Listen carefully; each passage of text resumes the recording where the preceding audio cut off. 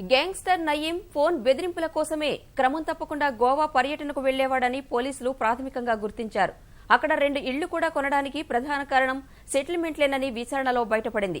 కీలకమైన సెటిల్మెంట్ ఉంటే నయీం గోవా నుంచే చేసేవాడని, నయీం బెదిరించిన వ్యక్తుల నుంచి డబ్బు అనుచరుల చేతికి అందాక 1-2 రోజులు గోవాలోనే ఉండి అనంతరం హైదరాబాద్కు చేరుకునేవాడు. తాను ఇతర ప్రాంతాల నుంచే సెటిల్మెంట్లు చేస్తున్నాడని పోలీసులు భావించాలనే ఈ విధంగా వ్యవహరించినట్టు దర్యాప్తు అధికారులు అనుమానిస్తున్నారు.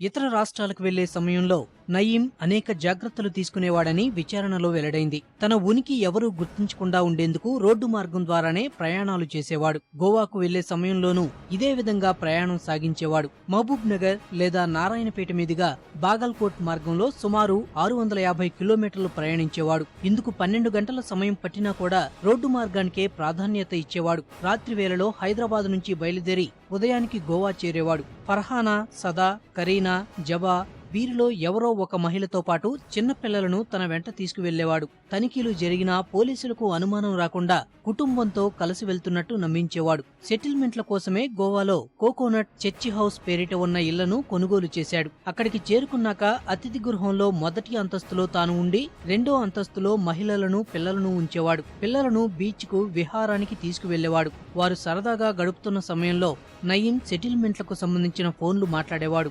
గోవాలో ఉపయోగించిన సెల్ ఫోన్ను స్విచ్ ఆఫ్ చేసి అక్కడే ఉంచేవాడు. పని పూర్తయ్యాక తిరిగి హైదరాబాద్ చేరుకునేవాడు.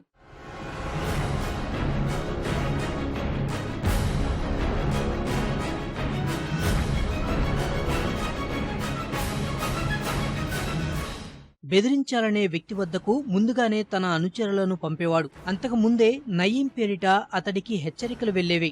చివరిగా తాను మాట్లాడాల్సిన సమయంలో గోవా నుంచి ఫోన్లో బెదిరింపులకు పాల్పడేవాడు. ఈ నేపథ్యంలో ఎన్కౌంటర్ జరగకముందు నయీం గోవాలోనే ఉన్నట్టు పోలీసులు గుర్తించారు. ఈ నెల 4వ తేదీన హైదరాబాద్ నుంచి బయలుదేరిన నయీం సాయంత్రానికి గోవా చేరుకున్నాడు. అతని సూచనలతో అనుచరులు కరీంనగర్ కు చెందిన వ్యాపారిని బెదిరించి వసూలు చేశారు. వారి బెదిరింపులతో ఆందోళన చెందిన వ్యాపారి నయీం అనుచరులకు ముషీరాబాద్ వద్ద 30 లక్షలు ఇచ్చాడు. అల్కాపురిలోని నయీం ఇంట్లో సోదాలు జరిపినప్పుడు అక్కడ లభ్యమైన నోట్ల కట్టల మీద కరీంనగర్ కు చెందిన బ్యాంకు సీలు వేసి ఉండడంతో వ్యాపారి వద్ద వసూలు చేసిన నగదేనని నిర్ధారణకు వచ్చారు.